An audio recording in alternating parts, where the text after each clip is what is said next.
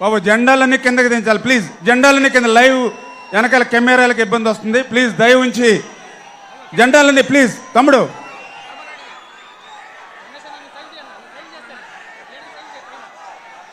జెండాలు దించాలమ్మా. తమ్ముడు అన్న ప్లీజ్ ప్లీజ్ ప్లీజ్, మొత్తం అందరూ కొంచెం జెండాలు దించాలి అన్న. వెనకాల లైవ్ కెమెరాలు గడ్డ వస్తుంది. మీరు కూడా కార్డులు కూడా, ప్లే కార్డులు కూడా ప్లీజ్, ప్లే కార్డులు దించాలి తమ్ముడు. వెనకాల లైవ్ కనపడట్లేదు, ప్లే కార్డులు ప్లీజ్.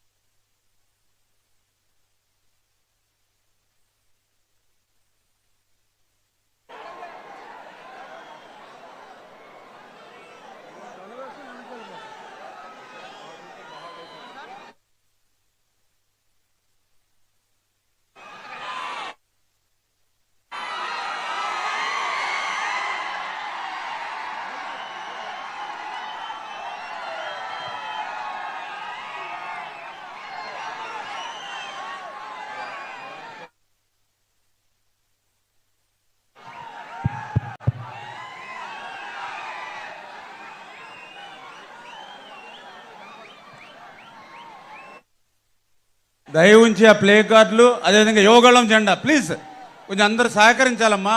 మనకు కనపడాలి కదా పబ్లిక్. ఇక్కడ మనం ఈ 30,000 మందికి కాదు, రాష్ట్రం అంతా కనపడాలి. ప్లీజ్ అందరూ సహకరించి జెండాలందరూ కింద పెట్టి.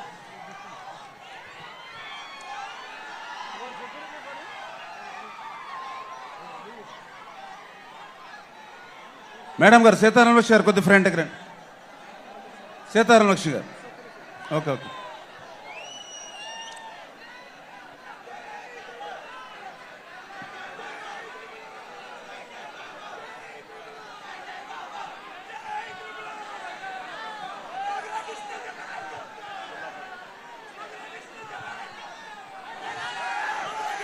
ఈరోజు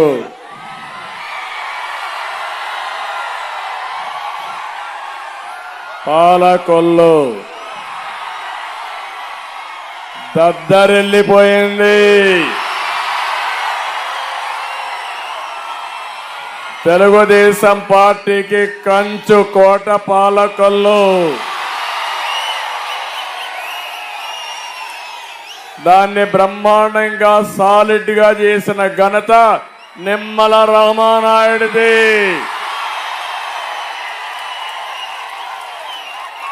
మీ జోరు చూస్తున్నా, హుషారు చూస్తున్నా, మా ఆడబిడ్డల పట్టుదల చూస్తున్నా, మా యువత కేరింతలు చూస్తున్నా, తమ్ముళ్ళు ఇదే జోరు రాష్ట్రం అంతా. ఈ గాలికి వైఎస్ఆర్ కాంగ్రెస్ పార్టీ కొట్టుకొని పోవడం ఖాయం. ఫ్యాన్ అయితే తిరిగేది మానేసింది. రాబోయే రోజుల్లో ఆ ఫ్యాన్ ముక్కలు ముక్కలు చేసి డస్ట్బిన్ లో పడేయాలి. మిమ్మల్ని చూస్తే నాకు అనిపిస్తుంది 2024లో అదే జరుగుతుంది. మనం మీటింగ్ ప్రారంభించుకునే మునుపు రఘురామకృష్ణరాజు గారు 5 ఏళ్లు పోరాడాడు, అవునా కాదా? ఒక సైకో పాలనలో ప్రాణాలు ఒడ్డి ప్రజాస్వామ్య పరిరక్షణ కోసం పోరాడినటువంటి వ్యక్తి రఘురామకృష్ణరాజు గారు.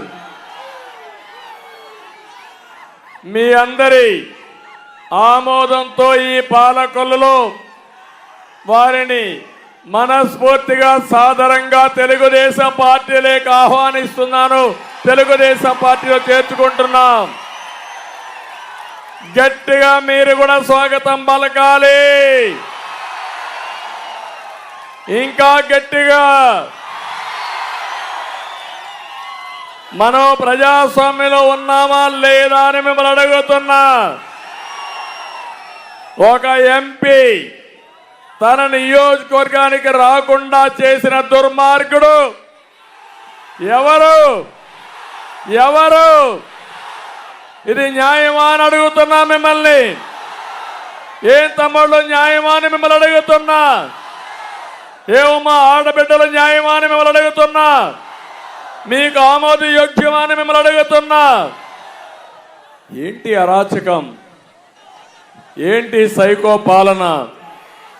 పాపం ఆయన్నైతే పోలీసులు కస్టడీలోకి తీసుకొని పోలీసుల కస్టడీలో ఇష్టానుసారంగా చిత్రహింసలు పెట్టి కడాన రాత్రంతా మేలుకున్నాను. నేనైతే ప్రెసిడెంట్ ఆఫ్ ఇండియాకి, గవర్నర్కి కోర్టులో అన్ని విధాల ప్రయత్నం చేసి కోర్టు ఇంటర్ఫేర్ అయిన తర్వాత ఆయన బయటపడ్డాడు తప్ప, లేకపోతే ఈరోజు రఘురామకృష్ణరాజు గారిని మీరు చూసేవాళ్ళు కాదని మీ అందరికీ విజ్ఞప్తి చేస్తున్నా.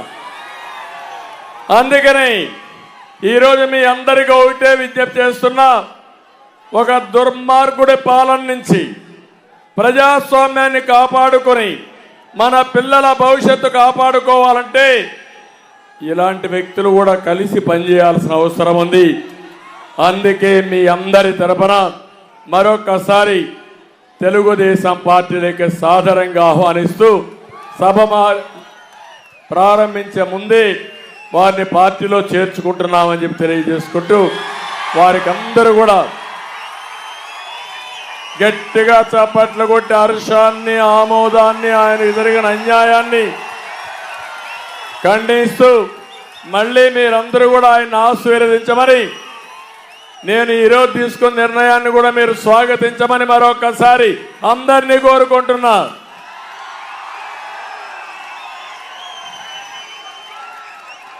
మైక్ 2 నిమిషాలు మాట్లాడతారు. తర్వాత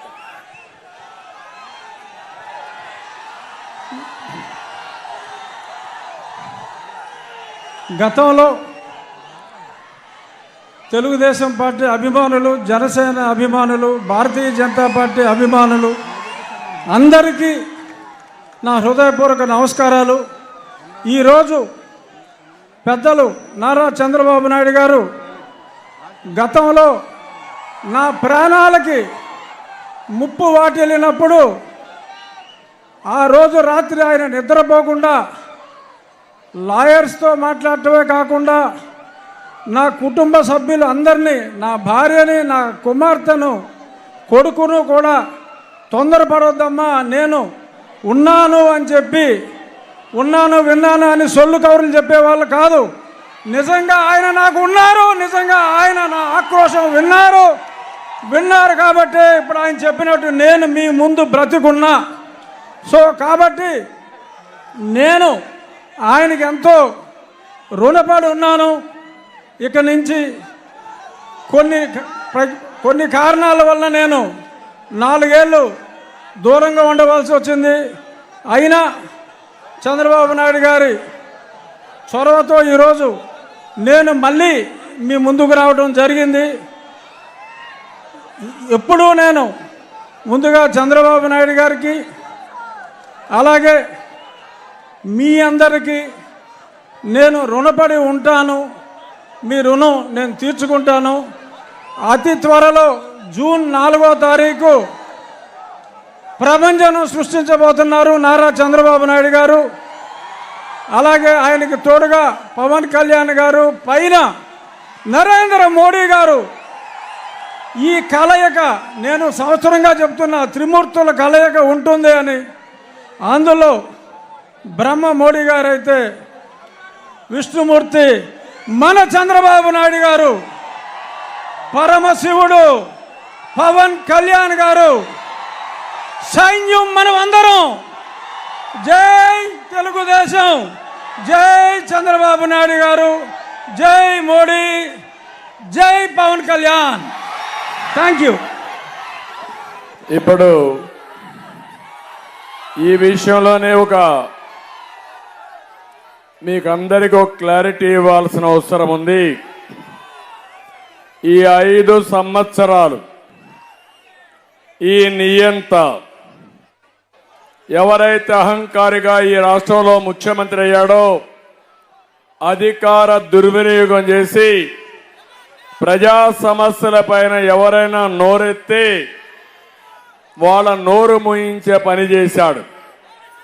ఎవరైనా కానీ గట్టిగా మాట్లాడితే ముందు పోలీసులు పంపించేవారు, ఆ తర్వాత సిబిసిఐడిని పంపించేవారు.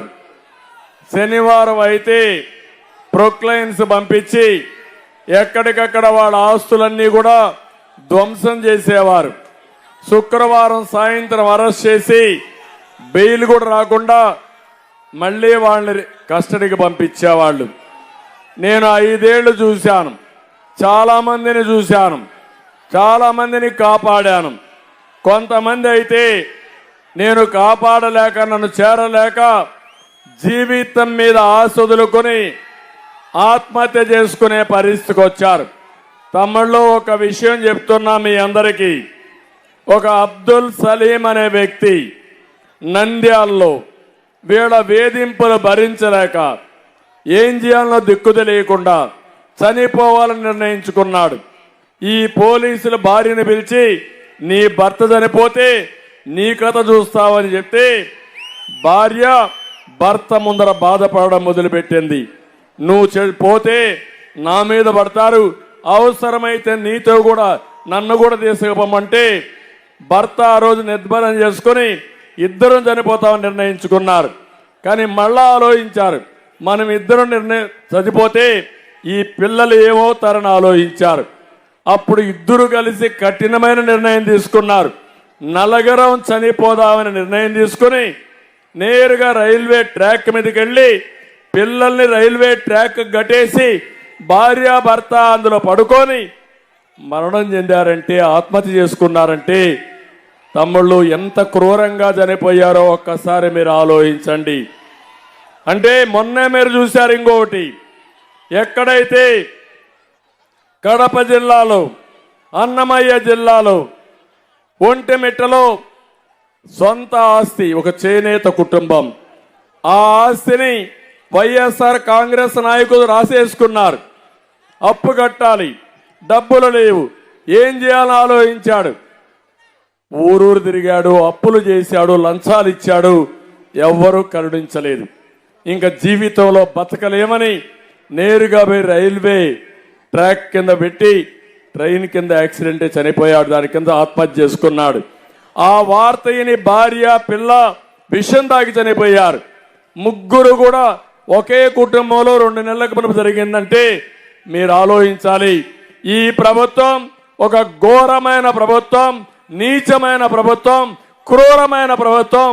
కొన్ని వందల మందిని పొట్టన పెట్టుకున్న ఈ ప్రభుత్వాన్ని వదిలిపెడతారా తమ్ముళ్ళు అని మిమ్మల్ని అడుగుతున్నా. ఎంతమంది జైలుకు పోయాం, ఏమి నేరం చేశామని జైలుకు పోయాం. పేదవాళ్ళ కోసం ధరలు పెరిగితే నోరిప్పడానికి మాకు అధికారం లేదా? మీ ఆస్తులు ఎవరైనా కబ్జా చేస్తే ఇది తప్పని చెప్పడానికి మాకు హక్కు లేదా?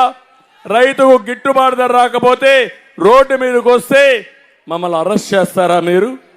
5 ఏళ్ళు ఇదే తంతు. ఆ తంతులో భాగమే రఘురామకృష్ణరాజు అని చెప్పి నేను మీకు తెలియజేస్తున్నా. కాబట్టి ఈరోజు పాలకొల్లు సాక్షిగా మిమ్మల్ని కోరుతున్నా, ఈ విషయం రాష్ట్రంలో ఉండే 5 కోట్ల మంది ఆలోచించాలి. ఇది నా ఒక్కడి సమస్య కాదు. నన్నేదో జైల్లో పెట్టారని నేను మీ దగ్గర రాలేదు. నా సమస్య కాకుండా ఇది ఒక రాష్ట్ర సమస్య, ప్రజా సమస్య, మీ పిల్లల భవిష్యత్తు, మీ భవిష్యత్తు అని మరొక్కసారి మీ అందరికీ తెలియజేసుకుంటూ, అందుకే నేను మిగిలిన విషయాలు మాట్లాడతా. రాష్ట్రం ఎంత అంధకారమైంది, అన్నిటికంటే లా అండ్ ఆర్డర్ లేకుండా, ఈ రాష్ట్రంలో ఎవ్వరికీ భద్రత లేకుండా, ఏ ప్రాణానికి కూడా భద్రత లేకుండా, ఏ ఆడబిడ్డ శీలానికి భద్రత లేకుండా, మీ ఆస్తులకు భద్రత లేకుండా పోయిందంటే అదే నా ఆవేదన. అందుకే నా పోరాటం. అందుకే మిమ్మల్ని అందరినీ కోరుతున్నా, అందరూ కలిసి ముందుకు రండి. అందరం కలిసి ముందుకు పోయి రాష్ట్రాన్ని కాపాడుకుందాం. ఆ పోరాటంలో భాగంగానే 3 రాజకీయ పార్టీలు, జాతీయ స్థాయిలో ఉండే బీజేపీ, ఈరోజు రాష్ట్ర హితం కోసం రాజీ లేని పోరాటం చేస్తున్నటువంటి జనసేనాని పవన్ కళ్యాణ్ గారు, తెలుగుదేశం 3 పార్టీలు జట్టు కట్టాం. ఇది మా స్వార్థం కోసం కాదు, మీకోసం, రాష్ట్రం కోసం, భావితరాల భవిష్యత్తు కోసం ఇది అర్థం చేసుకుని మమ్మల్ని ఆశీర్వదించమని ఈ పొత్తును కూడా అర్థం చేసుకుని ప్రతి ఒక్కరు కూడా ముందుకు రావాల్సిందిగా మరొక్కసారి కోరుకుంటూ చేస్తారని చెప్పి ఆశిస్తూ మరొక్కసారి రఘురామకృష్ణరాజు గారిని మీ అందరి తరపున మనస్ఫూర్తిగా సాదరంగా తెలుగుదేశం పార్టీలోకి ఆహ్వానిస్తున్నా. వారి సేవలు ఏ విధంగా ఉపయోగించుకోవాలో పార్టీ నిర్ణయిస్తామని మరొక్కసారి మీ అందరికి విజ్ఞప్తి చేస్తూ తర్వాత కార్యక్రమం మన ఎమ్మెల్యే మన ఎంపీ మాట్లాడతారు. దానిపైన మనం ముందు పోదాం. మళ్ళా నేను ఈ విషయాలు మాట్లాడతాను. ఎవరైతే ఎంఆర్పిఎస్ కార్యకర్తలు కూడా నమస్కారాలు.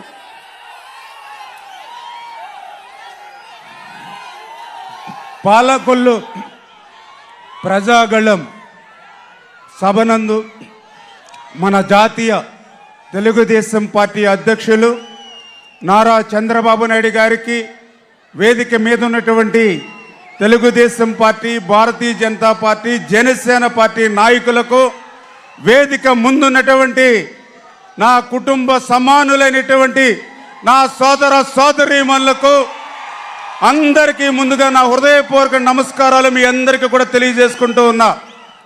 2014లో శాసనసభ్యుడిగా నాకు అవకాశం ఇచ్చి చంద్రబాబు నాయుడు గారు నన్ను గెలిపించి 2014, 2019లో పాలకొల్లు నియోజకవర్గానికి వేల కోట్ల రూపాయల నిధులిచ్చి అభివృద్ధిలో, సంక్షేమంలో పాలకొల్లుని ఆంధ్రప్రదేశ్ రాష్ట్రంలో అగ్రభాగాన నిలిపేటువంటి అవకాశాన్ని చంద్రబాబు నాయుడు గారు అందించి దాని ద్వారా మిమ్మల్ని అందరినీ కూడా మెప్పించడం ద్వారా 2019లో మరి 18,000 ఓట్ల మెజారిటీతో మీరు గెలిపించగలిగారని అంటే ఆ రకంగా నాకు రాజకీయంగా మరి ఈ రకమైన పదవులు ఇచ్చినటువంటి నారా చంద్రబాబు నాయుడు గారికి ముందుగా హృదయపూర్వకమైనటువంటి పాదాభివందనాలు ఆయనకు ముందుగా తెలియజేసుకుంటూ ఉన్నా.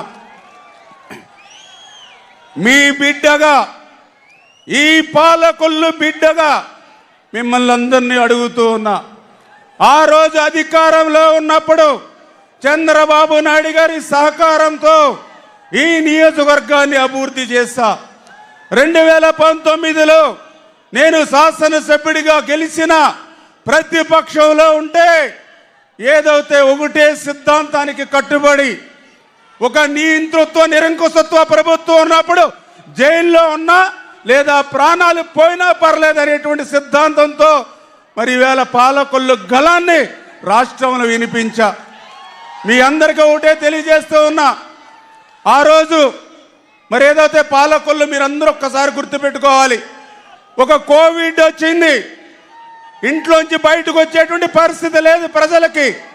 అటువంటి రోజుల్లో నా కుటుంబం అంటే నా భార్య, నా పిల్లలు కాదు, నా నియోజకవర్గంలో 2 లక్షల మంది నా కుటుంబ సభ్యులుగా భావించి నా కుటుంబానికి దూరంగా నా ఇంట్లో వాళ్ళని వదిలి నేను పైన సెపరేట్గా నా కంచంలో నేను భోంచేసి నా బట్టలు నేను ఉదుక్కుని 50 రోజులు నా కుటుంబానికి దూరంగా క్వారంటైన్ ఆసుపత్రులు తిరిగా, మరి కోవిడ్ ఆసుపత్రులు తిరిగా, కోవిడ్ పాజిటివ్ పేషెంట్లు ఇంటింటికి తిరిగా.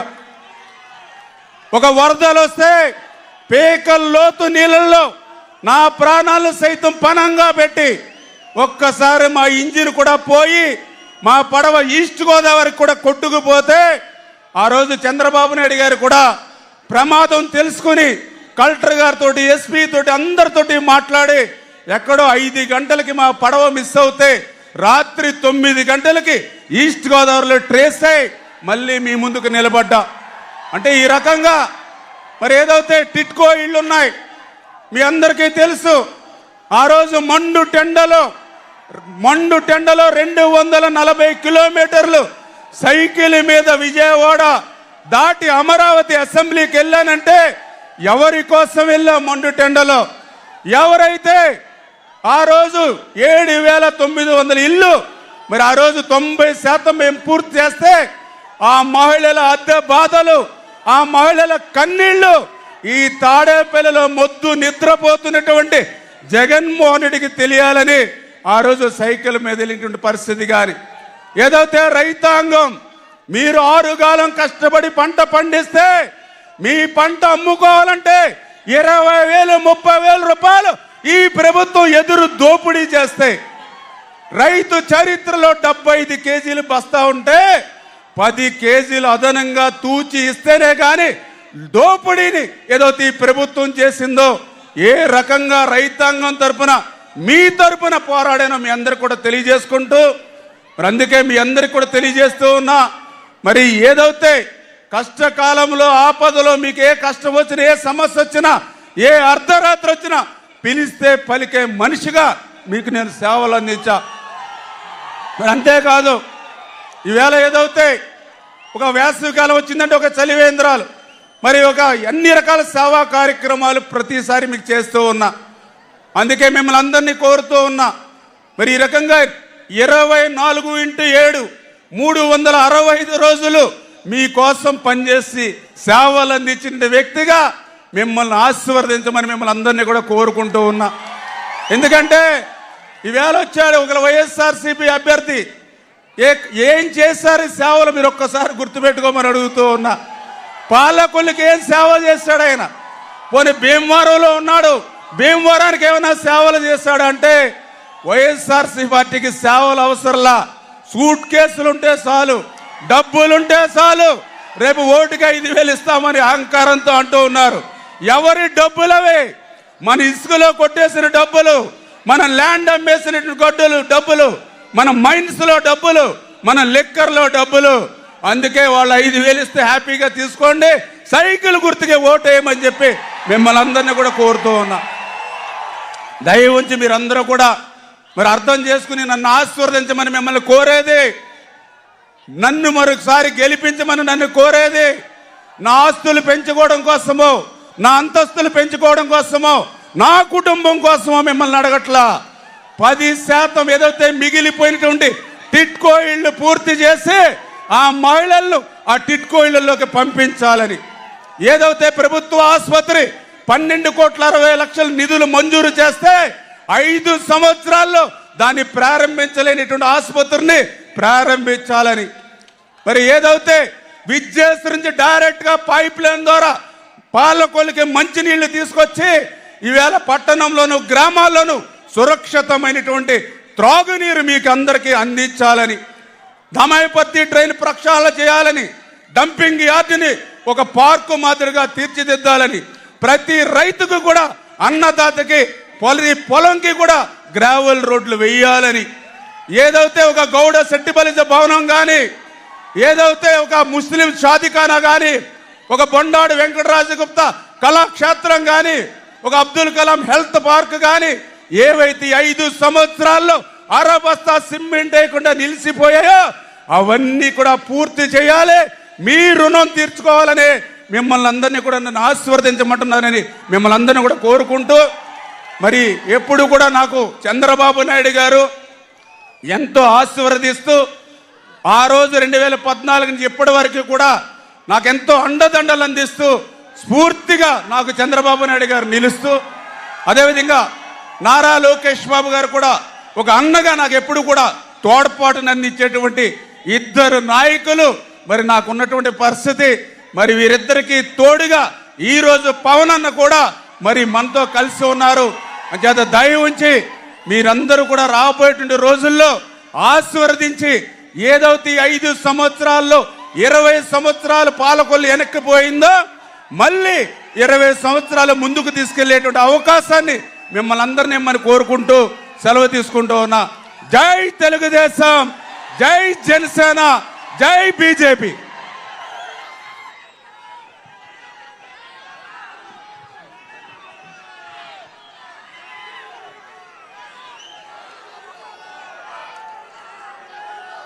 ప్రజాగలం కార్యక్రమంలో భాగంగా పాలకొల్లు విచ్చేసినటువంటి పెద్దలు, తెలుగుదేశం పార్టీ జాతీయ అధ్యక్షులు, మంచి విజన్ ఉన్నటువంటి వ్యక్తి శ్రీ నారా చంద్రబాబు నాయుడు గారికి,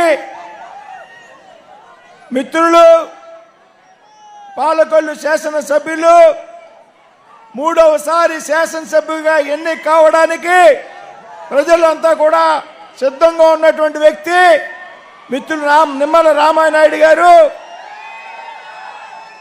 తెలుగుదేశం పార్టీ జిల్లా అధ్యక్షురాలు శ్రీమతి తోట సీతారామలక్ష్మి గారు, అదేవిధంగా మాజీ మంత్రివర్యులు పితాని సత్యనారాయణ గారు, రఘురామకృష్ణరాజు గారు, ఈరోజు పెద్దలు, మిత్రులు, స్నేహితులు వీరందరూ కూడా వేదిక మీద ఉన్నట్టు మీ అందరూ కూడా హృదయపూర్వక నమస్కృతులు తెలియజేస్తున్నా. మిత్రులారా, ఈవేళ పాలకొల్లులో కని విని అనగని రీతిలో పెద్ద ఎత్తున చంద్రబాబు నాయుడు గారికి స్వాగతం పలకడం జరిగింది. ఈవేళ ఈ పాలకొల్లు జన సముద్రాన్ని చూశాక రాష్ట్రంలో 160 సీట్లు తెలుగుదేశం పార్టీ గెలుచుకోవడం ఖాయంగా కనిపిస్తూ ఉంది. 25 లోక్సభ స్థానాలని తెలుగుదేశం మిత్రపక్షాలు గెలుచుకుంటాయనేటువంటి నమ్మకం కలిగింది. ఇవాళ ఈ రాష్ట్రంలో ఉన్నటువంటి దుష్ట ప్రభుత్వాన్ని ఎదుర్కోవడానికి ప్రధానమంత్రి నరేంద్ర మోడీ నాయకత్వంలోని భారతీయ జనతా పార్టీ, చంద్రబాబు గారి నాయకత్వంలో ఉన్నటువంటి తెలుగుదేశం పార్టీ, పవన్ కళ్యాణ్ గారి నాయకత్వంలో ఉన్నటువంటి జనసేన పార్టీ కలిపి ఎన్డీఏ కూటమిగా ఏర్పడి మీ ముందుకు రావడం జరిగింది. మిత్రులారా, మీరంతా కూడా పెద్ద ఎత్తున మద్దతునివ్వాల్సినటువంటి అవసరం ఉంది. ఏదైతే ఇవాళ రాష్ట్రంలో అధికారంలో ఉన్నటువంటి ప్రభుత్వం ఉందో, రాష్ట్రంలో అన్ని వ్యవస్థల్ని కూడా నాశనం చేసింది. ఏ వ్యవస్థకి కూడా మినహాయింపు లేదు. ఇటువంటి ప్రభుత్వాన్ని గద్దెదించాల్సినటువంటి అవసరం ఉంది. మిత్రులారా,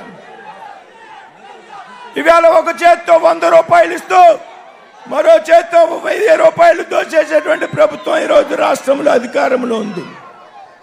సంపూర్ణ మద్యపాన నిషేధం అన్నారు. మద్యం ఏరులై పారుతూ ఉంది. రాష్ట్రంలో మద్యం ఏరులై పారుతూ ఉంది.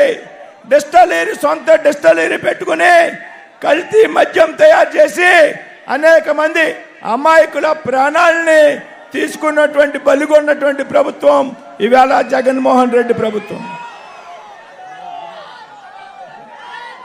అదేవిధంగా ఇవాళ ఈ ప్రభుత్వం చెప్తా ఉంది, మేము మళ్ళీ అధికారంలోకి రాకపోతే ఇవాళ అమలవుతున్నట్టు సంక్షేమ పథకాలన్నీ కూడా రద్దు అయిపోతాయని ప్రజల్ని మభ్యపెట్టేటువంటి ప్రయత్నం చేస్తూ ఉంది. ఈవేళ రాష్ట్రంలో అమలవుతున్నట్టు సంక్షేమ పథకాలన్నీ కూడా ఎన్డీఏ ప్రభుత్వం ఆధ్వర్యంలో కేంద్ర ప్రభుత్వం ద్వారా అమలవుతున్నాయనేటువంటి విషయాన్ని మనంతా కూడా గ్రహించాలి. ఈ రాష్ట్రంలో పెద్ద ఎత్తున స్వయం సహాయక బృందాలని ప్రోత్సహించింది ఎవరు?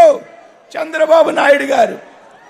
పెద్ద ఎత్తున డ్వాక్రా సంఘాలని ప్రారంభించి పెద్ద ఎత్తున రుణాలను ఇచ్చినటువంటి వ్యక్తి ఎవరు? చంద్రబాబు నాయుడు గారు. ఈ రాష్ట్రంలో మహిళా సాధికారిత సాధించింది ఎవరు? చంద్రబాబు నాయుడు గారు. కానీ ఇవాళ ఈ ముఖ్యమంత్రి చెప్తాడు, నేను మహిళా సాధికారితకు కట్టుబడి ఉన్నాను అంటారు. కానీ కన్న తల్లిని, చెల్లిని మెడపెట్టి గెంటేసినటువంటి ఈ ముఖ్యమంత్రి ఆడపడుచులారా ఏ విధంగా మహిళా సాధికారిత సాధిస్తాడు అనేటువంటి విషయాన్ని ఆలోచించి ఇంటి ఆడపడుచుని గౌరవించాలనేటువంటి వ్యక్తి ఈ రాష్ట్రంలో మహిళల్ని ఏ విధంగా ఉద్ధరిస్తాడు అని అడుగుతూ ఉన్నా. ఇకపోతే జన సైనికులారా సిద్ధం కండి. పవన్ కళ్యాణ్ గారి నేతృత్వంలో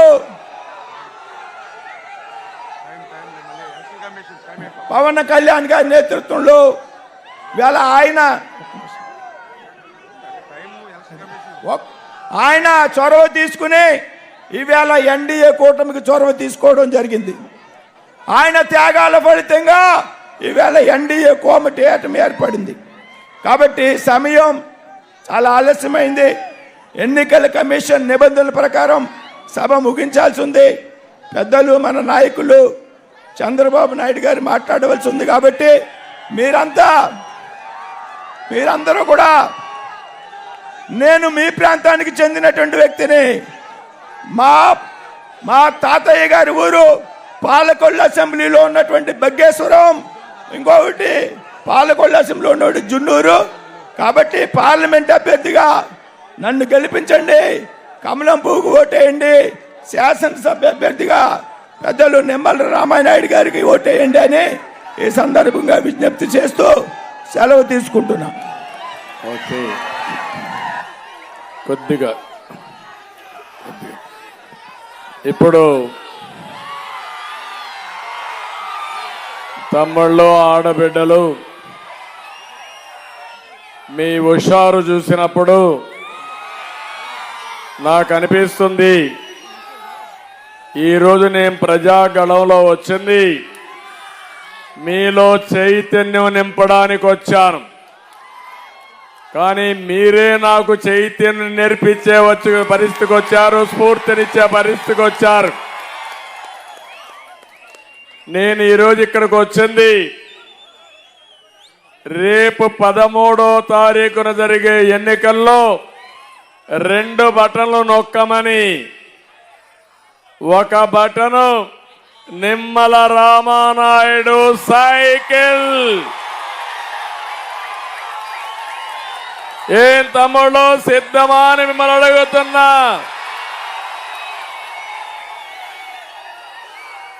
మేము సిద్ధం అంటే గట్టిగా చప్పట్లు కొట్టి హర్షాన్ని ఆమోదాన్ని చేయాలి.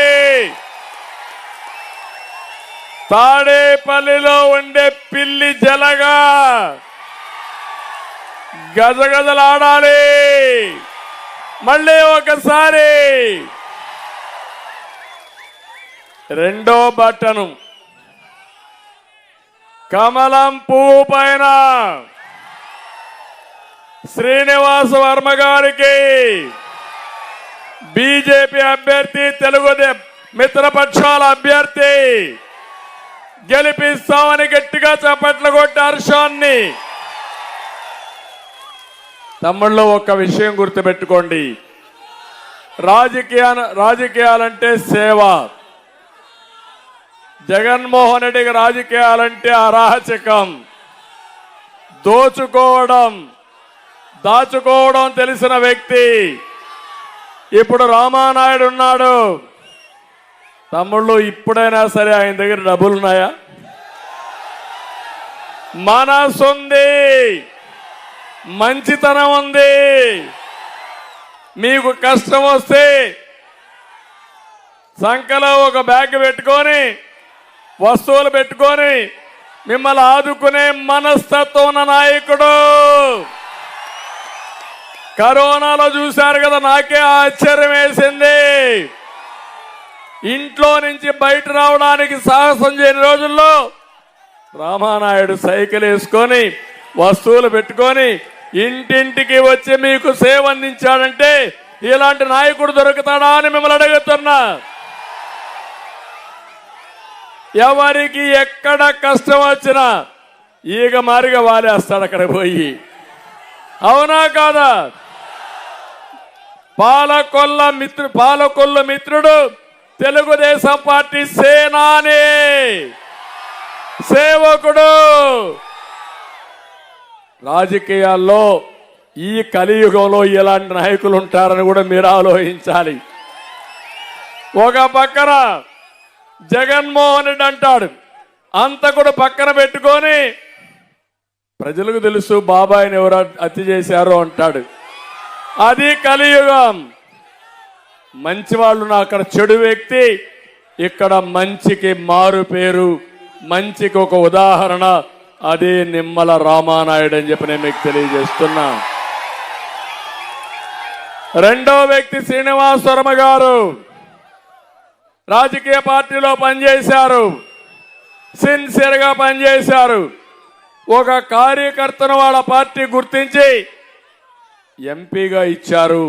అది ఆయన సేవాభావం. ఇప్పుడు నేను అడుగుతున్నా, మేము ఇక్కడ 3 పార్టీలు జట్టు కట్టాం. మా కోసరం కాదు, రాష్ట్రం కోసం, మీ కోసం. ఈ విషయాలు కూడా మీరు అందరూ అర్థం చేసుకోవాలి. జనసేనాని పవన్ కళ్యాణ్ గారు మొట్టమొదటి నుంచి ఒకే మాట, ఈ రాష్ట్రాన్ని బాగు చేయాలి. ఈ యొక్క జగన్మోహన్ రెడ్డి తలుచుకుంటే రాష్ట్రాన్ని మొత్తం నాశనం చేస్తాడు. అతనికి వ్యతిరేక ఓటు, ప్రభుత్వ వ్యతిరేక ఓటు చీలకూడదని పదే పదే చెప్పి దాన్ని నిరూపించిన వ్యక్తి పవన్ కళ్యాణ్ గారు అని చెప్పి మీకు తెలియజేస్తున్నా. ఇంకో పక్క 10 సంవత్సరాలు సెంట్రల్ గవర్నమెంట్ లో బీజేపీ ఉంది, ఎన్డీఏ ఉంది. మళ్ళీ రాబోయే రోజుల్లో వచ్చే ప్రభుత్వం కూడా ఎన్డీఏని అవునా కాదా అని మిమ్మల్ని అడుగుతున్నా. అందుకే మొన్న ప్రధానమంత్రి గారు చెప్పారు, డబుల్ ఇంజన్ సర్కార్, కేంద్రం రాష్ట్రం ఇద్దరు కూడా అనుకూలమైన ప్రభుత్వాలు వస్తే బ్రహ్మాండంగా అభివృద్ధి జరుగుతుందని చెప్పిన వ్యక్తి ప్రధానమంత్రి నరేంద్ర మోడీ గారు. అవునా కాదా అని మిమ్మల్ని అడుగుతున్నా. ఈరోజు మీరు ఒక విషయం గుర్తుపెట్టుకోండి, విభజన జరిగిన తర్వాత అభివృద్ధి ఎట్లా చేయాలో చేసి పెట్టిన పార్టీ తెలుగుదేశం పార్టీ. అవునా కాదా ఒకసారి ఆలోచించండి. హైదరాబాద్ ఒక నమూనా. ఇక్కడ పాలకొల్లోళ్ళు హైదరాబాద్కి పోతున్నారు పనుల కోసం, పాలకొల్లో పనులు లేవు. నా పట్టుదల అదే.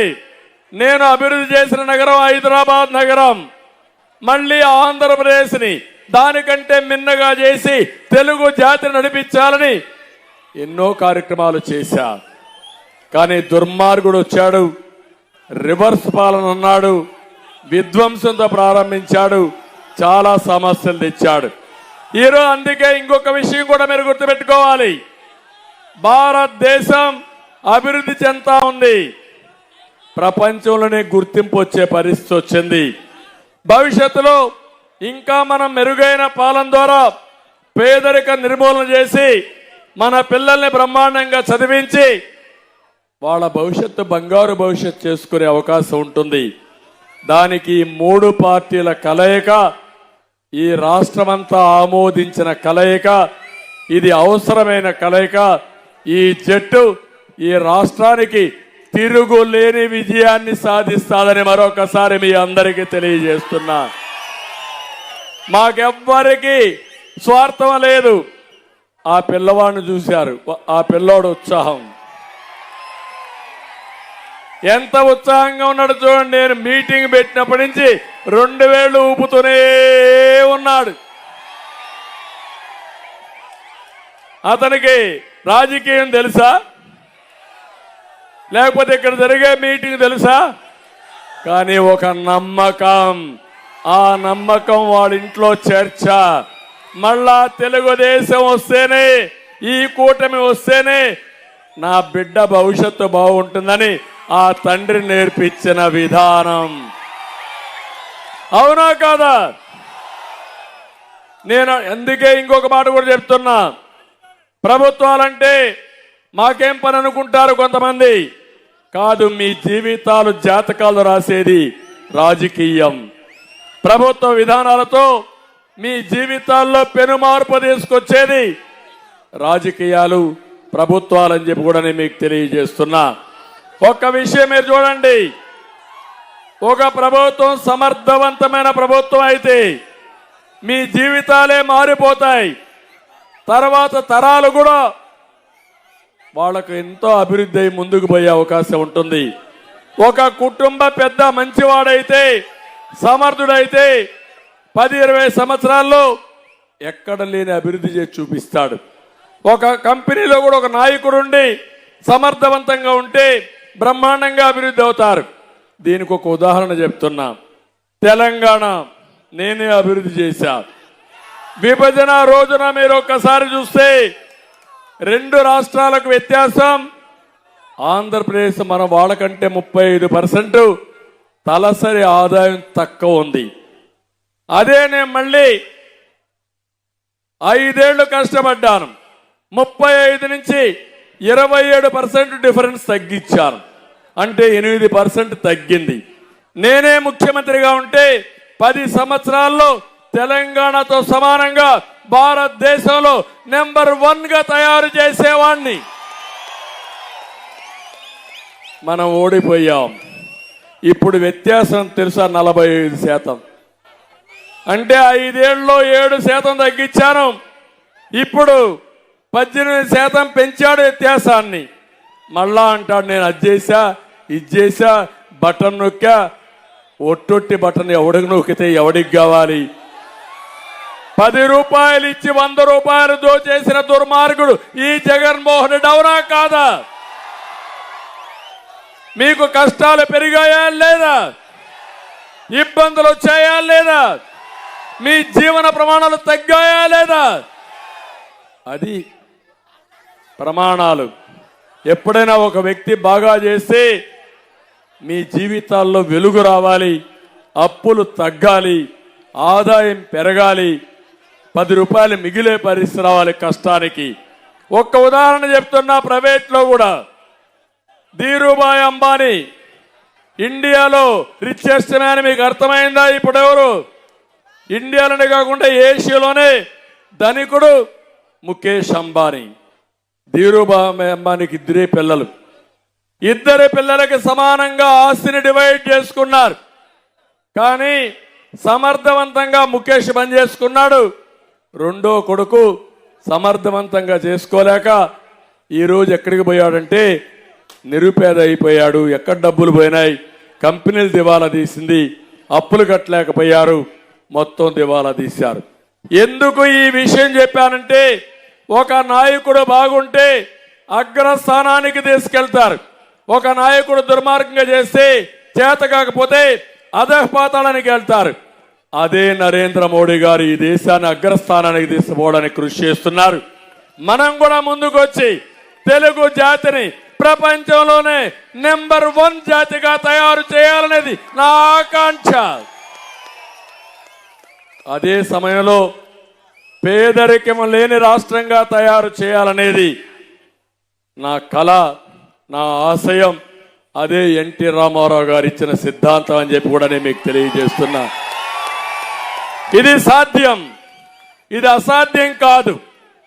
దానికి కావాల్సింది అభివృద్ధి కావాలి, సంక్షేమం కావాలి. ఇలాంటి పిల్లల్ని బాగా చదివిస్తే ప్రపంచాన్ని జయించే శక్తి పిల్లలకు ఉంది. అదే నా ఆశ, అదే నా ఆలోచన. అందుకే నేను పడే కష్టం కూడా అని చెప్పి నేను మీకు తెలియజేస్తున్నా. ఈరోజు మీరు ఒక ఉదాహరణ చూడండి. నేను ఆ రోజు 12,50,000 ఇండ్లకు శ్రీకారం చుట్టాను. మామూలుగా ఇండ్లు కడతారు, జగన్మోహన్ రెడ్డి కూడా ఇండ్లు కడుతున్నాడు. ఏం కట్టాడు జగన్మోహన్ రెడ్డి? 1 సెంటు జాగా, అంతే కదా. ఆ సెంటులో అవినీతి. డబ్బులు ఇచ్చాడా మీకు? కేంద్రం ఇచ్చిన 1,50,000 ఇచ్చి నరేగాలో 30,000 ఇచ్చాడు. నేను ఆ రోజు టిట్కో ఇళ్లు మీకోసం పెట్టాను. కేంద్రం 1,50,000 ఇచ్చారు, నేను 1,50,000 ఇచ్చాను. అంటే 3 లక్షలు అయింది. ఇది కాకుండా నేను ఇన్ఫ్రాస్ట్రక్చర్కి రోడ్ల ఎన్నిటికి మీరు చూస్తే 40 అడుగులు 60 అడుగులు సిమెంట్ రోడ్లు, పార్కులు, డ్రైనేజ్, తాగునీరు, ఆట స్థలం, కమ్యూనిటీ హాల్, అంగన్వాడీ సెంటర్ ఇవన్నీ క్రియేట్ చేశా. ఆ ఇల్లు ఎందుకు ఇవన్నీ క్రియేట్ చేశాను? ఒక గేటెడ్ కమ్యూనిటీ ఉంటుంది. డబ్బులుండే వాళ్ళు ఒక ఇల్లు కొంటారు, కొన్ని రోజులకు అదొక ఆస్తిగా తయారవుతుంది. అమ్మితే కట్టిన దానికంటే పెట్టుబడి కంటే ఎక్కువ డబ్బులు వస్తుంది. నేను ఆ ఇల్లుగానే మీకు ఇచ్చి ఈరోజు ఆ ఇల్లుగానే బాగా వచ్చుంటే ఆ 3 లక్షల రూపాయల పెట్టుబడి గవర్నమెంట్ పెట్టింది. మీరు 1,50,000 2 లక్షలు పెట్టుంటే 20 లక్షల ఇల్లు 20 లక్షల ఆస్తి నేను మీకు ఇచ్చుండేవాడిని చెప్పి నేను మీకు తెలియజేస్తున్నా. అది అభివృద్ధి, అది ఆస్తి, అది సంపద. అది చేస్తే మీ ఆదాయం పెరుగుతుంది. అది నా విధానం అని మరొక్కసారి తెలియజేస్తున్నా. ఇక్కడికి వస్తే 7,159 ఇండ్లు కట్టాం. ఎంత బాగున్నాయో మీరు చూశారు. పాపం రామానాయుడు గారు నా వెంటబడి కట్టి శాంక్షన్ చేయించారు. నేను ఒకటే మీకు చెప్తున్నాను, ఈరోజు హామీ ఇస్తున్నా, ఆ ఇళ్ళు ఇమ్మీడియట్ గా మీకు ఇచ్చే బాధ్యత రామానాయుడికి అప్పచెప్తున్నా. ఎమ్మెల్యేగా, కాబోయే ఎమ్మెల్యేగా. ఆయన ఒకటే అడిగాడు, ఇప్పుడు వస్తా ఉంటే ఏం ఫెస్టివల్ కాదు, ఏ ఫంక్షన్ మీది, ఏదో ఫెస్టివల్, ఆగస్టులో వచ్చే ఫెస్టివల్. ఆయన ఒకటే కోరాడు, సార్ ఈ ఇండ్లని ఉచితంగా ఇవ్వాలి, శ్రావణ మాసంలో గృహ ప్రవేశం చేయడానికి ఆమోదించండి, చేపిస్తాను. జూన్ 4వ తారీఖు రిజల్ట్స్ వస్తాయి, ఆగస్టులో శ్రావణ మాసం వస్తుంది. మీకేం చేయాలని ఆలోచించిన నాయకుడు నిమ్మల రామానాయుడు. ఆలోచించారా? ఒక నాయకుడు ఆలోచన ఎట్టుంటుందో. శభాష్ నిమ్మల రామానాయుడు, నీ సేవాభావానికి మనస్ఫూర్తిగా అభినందనలు. నేను హామీ ఇస్తున్నా, ఉచితంగా ఇస్తాం. ఆగస్టు నెలలో శ్రావణ మాసంలో గృహ ప్రవేశాలు. అది ఆశ అవునా కాదా? ఇది మనం చేయాల్సిన పనులు. అందుకే నేను ఒకటే చెప్తున్నాను, ఈరోజు అన్ని వర్గాలు ఈరోజు 1 సెంట్ ఇచ్చారు. ఆ ఊరికి కూడా మీరు పోలేరు, అయినా పర్వాలేదు, నేను దాన్ని కూడా నిర్లక్ష్యం చేయను. ఎక్కడైనా డబ్బులు ఇవ్వకపోతే డబ్బులు ఇచ్చి ఆ ఇండ్లు కూడా పూర్తి చేసే బాధ్యత, అవసరమైతే అదనంగా ఫండ్స్ ఇచ్చే బాధ్యత నాదని మీ అందరికీ హామీ ఇస్తున్నా.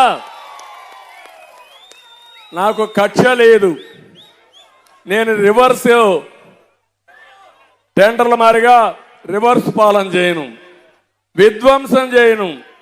ఆస్తులు చేస్తాను కానీ, కూడబడతాను కానీ ఆస్తులు నాశనం చేసే పని నేను ఎప్పుడు నా జీవితంలో చెయ్యను. అందుకే ఆ ఇళ్ళు కూడా మీకు కట్టిస్తానని మరొకసారి హామీ ఇస్తున్నా.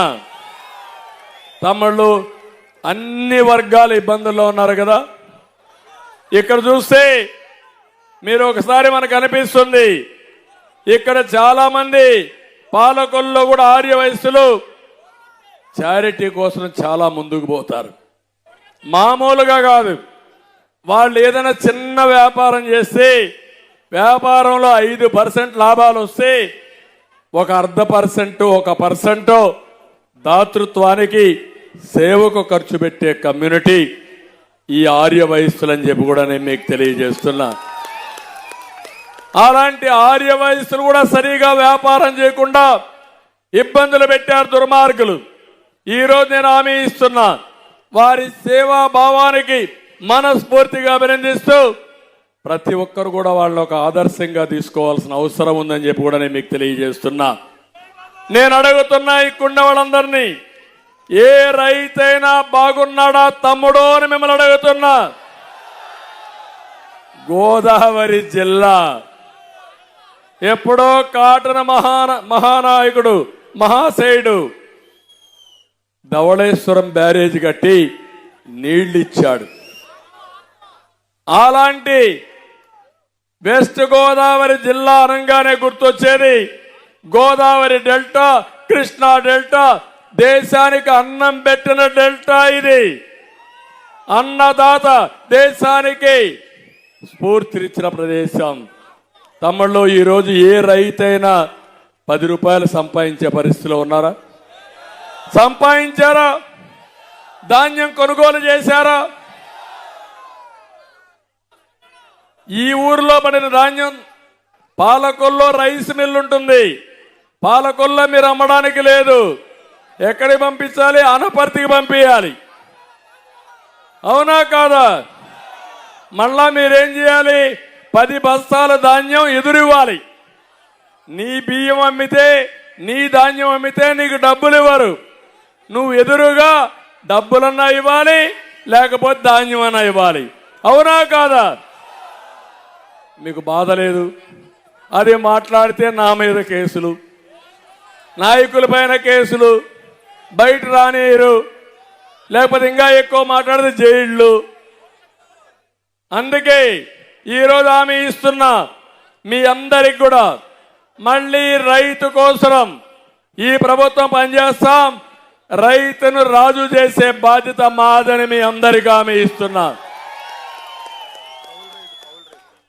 కౌలు రైతులు కూడా న్యాయం చేస్తా, కూలీలకు కూడా న్యాయం చేస్తా.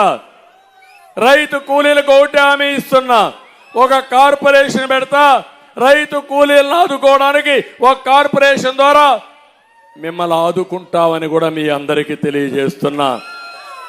ఇది కాకుండా అక్వా రైతులు ఇక్కడ వస్తే, నర్సాపూర్ పార్లమెంట్ అంటే, గోదావరి జిల్లాలంటే అక్వా కల్చర్ ఎక్కువ ఉంటుంది. దేశానికే ఒక ఆదర్శం. ప్రపంచానికి చేపలు గాని, రొయ్యలు గాని సరఫరా చేసే సత్తా ఉండే ప్రాంతం గోదావరి జిల్లాలు. వాళ్ళు కూడా ఒకప్పుడు మీసం, రొయ్య మీసం మెలేశారు, ఇప్పుడు దించుకున్నారు. రివర్స్ లో పెట్టుకునే పరిస్థితిలో వచ్చారు. అవునా కాదా? ఏంటి కారణం? చేతగాని ప్రభుత్వం. అవునా కాదా?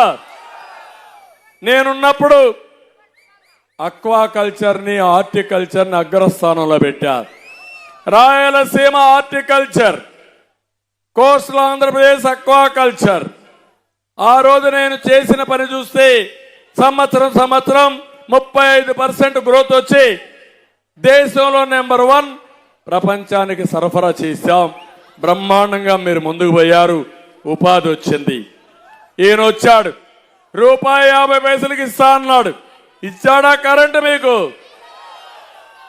అభివృద్ధి చేస్తానంటే చేశాడా? మీకు కడాన మీరు చూస్తే ఎంత దారుణంగా చేశాడంటే, ఏఎంసీ సెస్ పెంచాడు, నీటి పన్ను పెంచాడు, ట్రాన్స్ఫార్మర్ రేట్లు తగ్గిస్తామని పెంచాడు, ఏరియేటర్లు పెంచేశాడు. కడాన కుదేలైపోయారు. జోను, నాన్ జోన్ అని పేరు పెట్టి పర్మిషన్లు తీసుకోకపోతే కరెంటు సబ్సిడీ కూడా ఇవ్వనన్నారు. ఈ రోజు హామీ ఇస్తున్నా మీకు, తెలుగుదేశం వస్తానే ₹50 కరెంట్ ఇచ్చే బాధ్యత మాది. ఎన్డీఏ ప్రభుత్వంలో మీ అందరికీ హామీ ఇస్తున్నాం.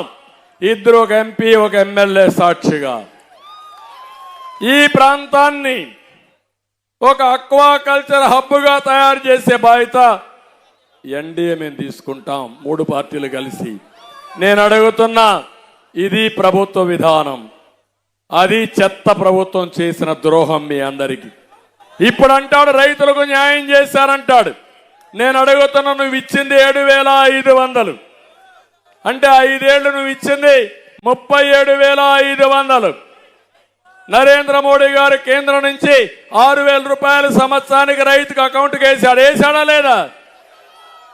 నేను ముఖ్యమంత్రిగా ఉన్నప్పుడు ఒకేసారి ₹50,000 రద్దు చేసిన ప్రభుత్వం తెలుగుదేశం ప్రభుత్వం. రుణమాఫీ 1,50,000 వరకు రుణమాఫీ చేస్తానని చెప్పి తెలంగాణలో 1,00,000 చేస్తే, కాదు నా రైతులు ఇంకా ఇబ్బందుల్లో ఉన్నారు, 1,50,000 చేద్దామని చేసిన పార్టీ తెలుగుదేశం పార్టీ.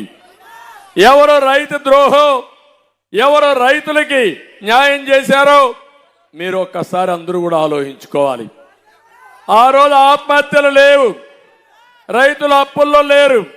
ఈరోజు ఆత్మహత్యలు ఉన్నాయి. రోజుకు 3 రైతులు చనిపోతున్నారు. 93% రైతులు అప్పుల ఊబిలో ఉన్నారంటే ఎవడి పాపం అని అడుగుతున్నా. ఇది ప్రభుత్వ పాపం. ఆ విషయం మీరు గుర్తుపెట్టుకోవాలి. మా తమ్ముళ్ళు, నేను ఆ రోజు యువతను ఉపయోగించుకున్నా. ప్రపంచమంతా అధ్యయనం చేశా. ఏం చేస్తే ఈ పిల్లలకు భవిష్యత్తు ఉంటుందంటే ఐటీ చదివించాలని ఆలోచించా 25 ఏళ్లకు మునుపు, అవునా కాదా అని అడుగుతున్నా. ఆ రోజు నేను ఐటీ చదివించాలని కాలేజీలు పెట్టి మన పిల్లల్ని బాగా చదివించమంటే వీళ్ళు హైదరాబాద్కు వచ్చారు, కంపెనీలు తీసుకొచ్చా, 30 కాలేజీలు 300 కాలేజీలు చేశా. ఈరోజు ప్రపంచం మొత్తం ఐటీ అంటే గుర్తొచ్చేది తెలుగు పిల్లలు, తెలుగు జాతి. అది తెలుగు జాతికి నేను ఇచ్చినటువంటి ఆయుధం. ఇప్పుడు మాట్లాడుతున్న ముఖ్యమంత్రి ఆయన మాట్లాడేది ఇంగ్లీష్ నేర్పిస్తున్నాడు. అంటే ఎవరికి ఇంగ్లీష్ తెలీదా మనకు? అంటే ఇంగ్లీష్ నేర్చుకోవడం కాదు, మనందరికీ నేర్చుకున్నాం. ప్రపంచంలో ఎక్కడికి పోయినా ఇంగ్లీష్లో మాట్లాడేది మన పిల్లలే మాట్లాడతారు. గవర్నమెంట్ స్కూల్లో చదువుకున్నవాడు ఉపాధి కోసం ఇంగ్లీష్ నేర్చుకొని ప్రపంచం మొత్తం రాణిస్తున్నారా లేదా అని మిమ్మల్ని అడుగుతున్నా. ఇప్పుడే నాయుడని నర్సాపూర్లో ఒక అతను ఉన్నాడు, ఐటీ చదువుకొని అమెరికాకి పోయాడు. రాజకీయాల కోసం వచ్చాడు కాన్స్టిట్యున్సీ ఇన్ఛార్జిగా. ఒక సంవత్సరంలో 20 సార్లు పోయి 20 సార్లు వచ్చాడు అమెరికా నుంచి. అంటే భీమవరం నర్సాపూర్కి అయితే ఎట్లా పోతా ఉంటామో అట్లా పోగలుగుతున్నారంటే మన వాళ్ళు. ఆ చొరవ ఇచ్చింది నేనే, అవునా కాదా మీరు ఆలోచించుకోండి. నేను ఏ విధంగా పిల్లల్ని బాగు చేయాలనో బాగు చేశాను. 5 ఏళ్ళు అయింది. ఒక డిఎస్ఏ పెట్టావా, ఒక జాబ్ క్యాలెండర్ ఇచ్చావా, ఒక ఇండస్ట్రీ తెచ్చావా, ఒక పిల్లవాడికి ఉద్యోగం ఇచ్చావా? మా తమ్ముడికి గుండు 0. అంటే మాటలు మాట్లాడతాడు, విమర్శలు చేస్తారు. అందుకే నేను అప్పుడప్పుడు అడుగుతాను, జాబు రావాలంటే మళ్ళీ అది ఎన్డీఏ పైన నా పైన ఉండే అభిమానం మీ అందరికీ. గంజాయి రావాలంటే జగన్ ఉండాల, గంజాయి పోవాలంటే ఎన్డీఏ రావాలి. మీకు ఒకటి హామీ ఇస్తున్నా, 100 రోజుల్లో ఈ రాష్ట్రంలో జే బ్రాండ్ మద్యం ఉండదు, గంజాయి ఉండదు, డ్రగ్స్ ఉండవు. చేయలేవా నువ్వు? అది నాకు అతనికి డిఫరెన్స్. ఒక నాయకుడు అనుకుంటే, సంకల్పం ఉంటే సాధ్యం. నిస్వార్థంగా పనిచేస్తే ఏదైనా సాధ్యం.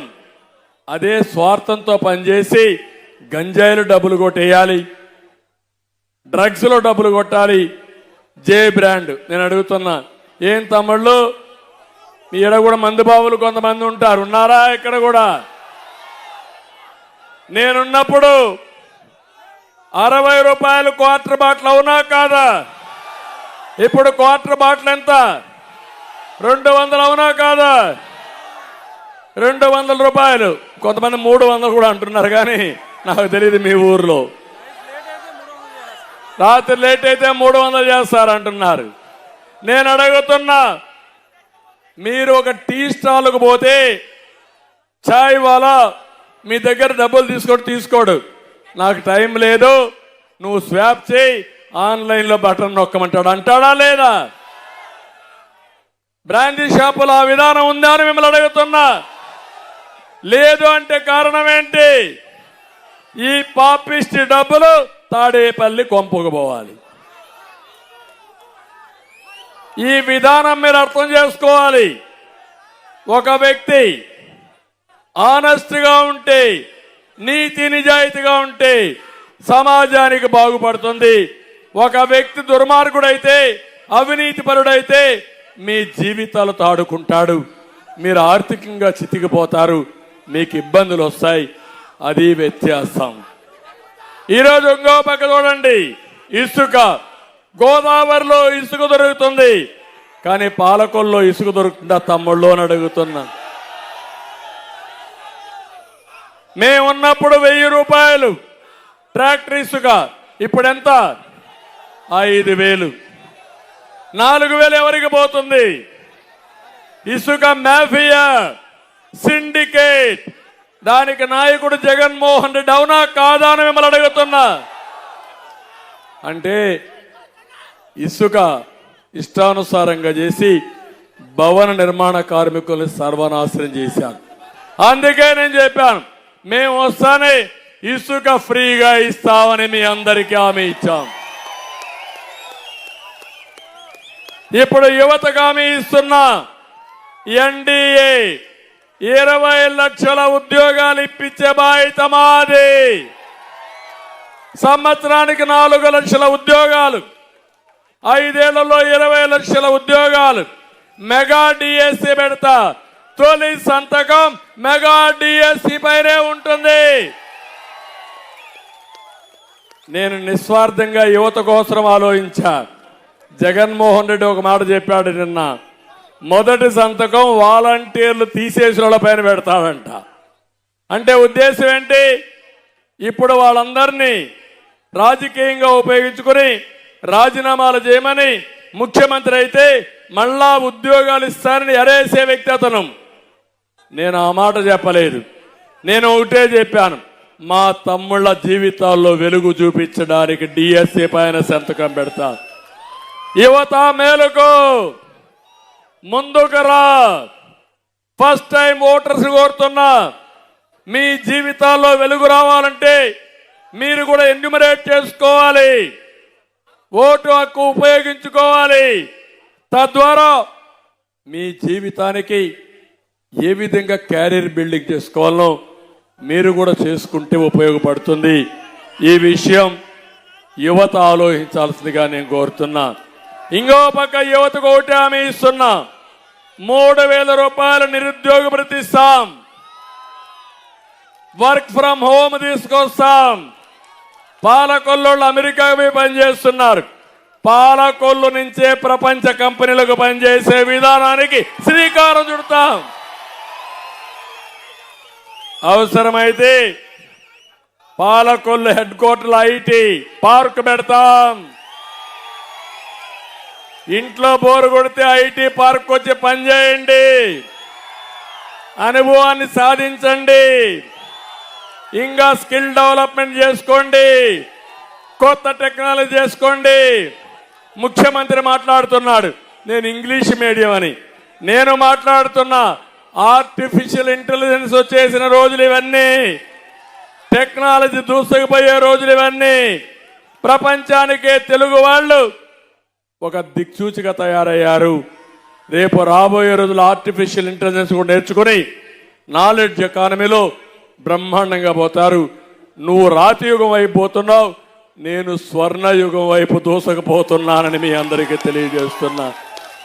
20-30 ఏళ్లకు తర్వాత జరిగేది ముందు చెప్తా నేను. అతను ఈ రోజు నుంచి 30 ఏళ్ళు వెనక్కి తీసుకుపోవాలని చూస్తున్నాడు మిమ్మల్ని. అదే చేశాడు. 5 ఏళ్ల పాలన, 30 సంవత్సరాలు రివర్స్ గేర్లో వెళ్ళిపోయాం. అవునా కాదా? ఒకసారి ఆత్మవిమర్శ చేసుకోండి. ఈరోజు మనకు రోడ్లు ఉన్నాయని మిమ్మల్ని అడుగుతున్నా. రోడ్లు లేకపోతే నాగరికత ఏంటి అని అడుగుతున్నా. కనీసం గుంతలబడిన రోడ్లు బాగు చేయలేని అసమర్థ వ్యక్తి వ్యవస్థల గురించి మాట్లాడతావా? నీతుల గురించి మాట్లాడతావా? అందుకే మళ్ళీ మనం వస్తానే రోడ్లన్నీ బ్రహ్మాండంగా ఉంటాయి తమ్ముళ్ళు. అది జరుగుతుంది. నాయకుడికి ఒక ఆలోచన ఉండాలి, నాయకులకు ఒక తృప్తి ఉండాలి. 25 ఏళ్లకు మనపు మన దేశంలో రోడ్లు బాగాలేకపోతే ఆనాటి ప్రధానమంత్రి వాజ్పేయి గారికి చెప్పి నేషనల్ హైవేస్ అన్ని ఇప్పుడుండేటి BOT చేద్దామని కోరితే ఆయన ఒప్పుకున్నాడు. ఫస్ట్ రోడ్డు కూడా వేసింది. చెన్నై నుంచి నెల్లూరు వరకు వేసాం. అది ప్రూఫ్ ఆఫ్ కాన్సెప్ట్. అక్కడి నుంచి దేశమంతా అలాంటి రోడ్లు వచ్చాయి. ఈ దేశంలో అభివృద్ధి చేయడానికి నిధుల కొరత కాదు, ఆలోచన కొరత.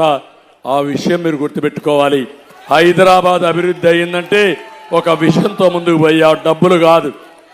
అందుకే అమరావతి ₹1 పెట్టుబడి పెట్టకుండా లక్షల కోట్ల రూపాయల ఆస్తిని క్రియేట్ చేశాం, సృష్టించాం. దాన్ని విధ్వంసం చేశాడు. పోలవరం 72% పనులు పూర్తి చేశాం. దాన్ని గోదావరిలో కలిపేసే పరిస్థితికి వచ్చాడు. అది విధ్వంసం, మనది అభివృద్ధి, మంది విజన్. అతనిది పాయిజన్. ఏది చూసినా స్వార్థం, నిస్వార్థంగా ఆలోచన లేదు. ఇలాంటి స్వార్థపరుల పట్ల రామానాయుడు లాంటి నిస్వార్థపరుడు ఏ విధంగా సర్వైవ్ అవుతాడో కూడా ఓసారి బాధేస్తుంది. నిస్వార్థమైన సేవకు విలువ లేకుండా పోయే పరిస్థితి వచ్చింది. దోచుకో, దాచుకో, అడ్డం వస్తే నరికై, గొడ్డలు ఉపయోగించు. నేను అందుకే అన్నా, ఈ ఫ్యాన్ పని అయిపోయింది. రేపు అతను గొడ్డలు కూడా ఎలక్షన్ సింబల్ గా పెట్టుకో మీ దగ్గరికి వస్తాడు మిమ్మల్ని బెదిరించడానికి. ఇలాంటి పార్టీల వల్ల మనకు ఒరిగేది లేదని చెప్పి కూడా నేను మీకు తెలియజేస్తున్నా. ఇంకో పక్క వాలంటీర్స్ కూడా విజ్ఞప్తి చేస్తున్నా. నేను మీకు వ్యతిరేకం కాదు, కానీ రాజకీయ పార్టీలకు సేవ చేయడం కాదు, పేద ప్రజలకు సేవ చేయండి. ట్యాక్స్ పేయర్స్ మనీ ఇది, మేము కూడా సహకరిస్తాం. మీరు కానీ జగన్మోహన్ రెడ్డికి సేవ చేయాలంటే ఆమోదించాం. మిమ్మల్ని దుర్వినియోగం చేస్తున్నారు, మీ దగ్గర తప్పుడు పనులు చేపిస్తున్నారు, మిమ్మల్ని రాజీనామా చేపిస్తున్నారు. మళ్ళీ మీకు ఉద్యోగాలు రావు. వాళ్ళ మాట వినొద్దండి. కేసులు పెడితే మీకు భవిష్యత్తులో ప్రైవేట్లో కానీ గవర్నమెంట్లో కూడా ఉద్యోగాలు రావు. అందుకే వాలంటీర్లకు మీరు కూడా చెప్పండి, పెన్షనర్స్కి మీరు చెప్పండి, ప్రతి ఒక్క ఇంటికి ఒక పెద్ద కొడుకుగా నేనుంటా, వాళ్ళకి ఏం కావాలన్నా చేసే బాధ్యత నాది, చేశా, మళ్ళీ చేస్తానని చెప్పి నేను మీకు తెలియజేస్తున్నా. ఇప్పుడు ఇవన్నీ చేయడానికి మా ఆడబిడ్డలందరికీ హామీ ఇస్తున్నా. ఆడబిడ్డలకు న్యాయం చేసింది తెలుగుదేశం పార్టీ, అవునా కాదమ్మా? మళ్ళీ న్యాయం చేయబోయే పార్టీ తెలుగుదేశం పార్టీ, అవునా కాదా?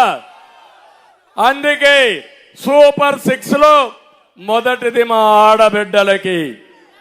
ఆడబిడ్డ నిధి సంవత్సరానికి నెలకు 1500 చొప్పున సంవత్సరానికి 18,000 మీ అకౌంట్లో వేస్తా. ఒకరుంటే 18,000, ఇద్దరుంటే 36,000, ముగ్గురుంటే 48,000, 3 54,000, నలుగురుంటే 72,000 మీ అకౌంట్లో వేసే బాధ్యత మాదే. తల్లికి వందనం, ఒక బిడ్డుంటే 15,000, ఇద్దరుంటే 30, ముగ్గురుంటే 45,000, నలుగురుంటే 60,000 రూపాయలు మీ అకౌంట్లో వేసే బాధ్యత మాది. ఆంక్షలు లేవు, మోసాలు లేవు, దగా అంతకంటే ఉండదు. ఆడబిడ్డలందరికీ వంట గ్యాస్ ఇస్తా, నేనే దీపం పెట్టా, మళ్ళీ దీపం వెలిగిస్తా, 3 సిలిండర్లు ఉచితంగా ఇస్తానని మా ఆడబిడ్డలందరికీ హామీ ఇస్తున్నా. ఆర్టీసీ బస్సుల్లో ఉచిత ప్రయాణ సౌకర్యం ఏర్పాటు చేస్తా. చంద్రన్నే మీ డ్రైవర్, నేనే డ్రైవ్ చేస్తా, ముందుకు తీసుకుపోతా. మా ఆడబిడ్డలకు భద్రత ఇస్తా, భరోసా ఇస్తా. మీ ద్వారా మీ కుటుంబాన్ని పైకి తీసుకొచ్చే బాధ్యత నాదని మా ఆడబిడ్డలందరికీ హామీ ఇస్తున్నా. జగన్మోహన్ రెడ్డి చేసేది 10 రూపాయలు ఇచ్చి 100 రూపాయలు దోచేయడం. నేను చేయబోయేది 20 రూపాయలు ఇచ్చి 20 రూపాయలతో మీ ఆదాయాన్ని గణనీయంగా పెంచే మార్గం చూపిస్తా. అది చేసి నా నిజాయితీని నిరూపించుకుంటారని మా ఆడబిడ్డలందరికీ హామీ ఇస్తున్నా. ఇవి చేస్తూనే ఈరోజు ఇంకొక పక్క సంక్షేమం గురించి మాట్లాడుతున్నాడు ఈ ముఖ్యమంత్రి. నేను ఒకటే మీ అందరికి విజ్ఞప్తి చేస్తున్నా. 5 ఏళ్ల తెలుగుదేశం పార్టీ హయాంలో 19.12% సంక్షేమ కార్యక్రమాలకు పెట్టాం. ఈరోజు ఈ ప్రభుత్వం పెట్టేది 15.8%. అంటే దగ్గర 2.4% డబ్బులు తగ్గించారు. ఎన్నో పథకాలు నిలిపేశారు. నేను అడుగుతున్నా, అన్నా క్యాంటీన్ ఉందా ఈరోజు? ఉందా ఈరోజు? చంద్రన్న బీమా ఉందా ఈరోజు? పెళ్లి కానుకలు ఉన్నాయా ఈరోజు? దుల్హాన్ ఉందా ఈరోజు? రంజాన్ తోఫా ఉందా ఈరోజు? చేనేత కార్మికులకి మత్స్య కార్మికులకి ఇచ్చిన బెనిఫిట్స్ ఉన్నాయా ఈరోజు? విదేశ విద్య ఉందా ఈరోజు? స్టడీ సర్కిల్ ఉందా ఈరోజు? బెస్ట్ అవైలబుల్ స్కూల్స్ ఉన్నాయా ఈరోజు? బీసీలకు ఇచ్చిన 27 స్కీములు ఉన్నాయా తమ్ముళ్ళు? ఆదరణ ఉందా అని అడుగుతున్నా. ఎస్సీలకు ఇచ్చే 27 స్కీములు ఉన్నాయా ఈరోజు? మైనారిటీకి ఇచ్చిన 10 పథకాలు ఉన్నాయా ఈరోజు? అన్ని రద్దు చేసి ఈరోజు ఫేక్ ముఖ్యమంత్రి కథలు మాట్లాడుతున్నాడు. నేను ఒకటే మీ అందరికీ చెప్తున్నా, రాబోయే రోజుల్లో పూర్తిగా ఆదాయాన్ని పెంచి బీసీల కోసం ఒక రక్షణ చట్టం తీసుకొస్తాం. 50 సంవత్సరాలకే బీసీలకి పెన్షన్ ఇచ్చే విధానానికి శ్రీకారం చుడతా. బీసీలందరికీ ప్రత్యేకమైన బడ్జెట్ తీసుకొస్తా. మీ పదవులన్నీ పోయిన స్థానిక సంస్థల్లో మళ్ళీ 34% రిజర్వేషన్లు పెట్టి మీ రుణం తీర్చుకుంటా. ఇంకో పక్క ప్రతి ఒక్క కులం వారిగా ఎన్ని కార్పొరేషన్లు అవసరమైతే అన్ని కార్పొరేషన్లు పెట్టి మీ అందరికి ఆర్థిక సహాయం చేసి మిమ్మల్ని ఆర్థికంగా, రాజకీయంగా, సామాజికంగా పైకి తీసుకొచ్చే బాధ్యత మాదని బీసీలకు అందరికీ విజ్ఞప్తి చేస్తున్నా. ఇంకో పక్క తెలుగుదేశం పార్టీ వస్తానే ప్రతి ఒక్కరికి ఇంటి దగ్గరికి 4,000 రూపాయలు పెంచను మొదటి నెలలోనే ఇస్తాం. ఈ నెల నుంచి ఎవరైతే పింఛన్లు తీసుకుంటున్నారో వాళ్ళందరికీ కావాలని దుర్మార్గంగా మా మీద వ్యతిరేకంగా చెప్తున్నారు. నేను వస్తానే ఏప్రిల్, మే, జూన్ లో కూడా 4,000 రూపాయలు పెంచిన వాళ్ళకు వర్తిస్తా. అంటే 3 నెలలకు అదనంగా 3,000 రూపాయలు ఇచ్చే బాధ్యత నాది.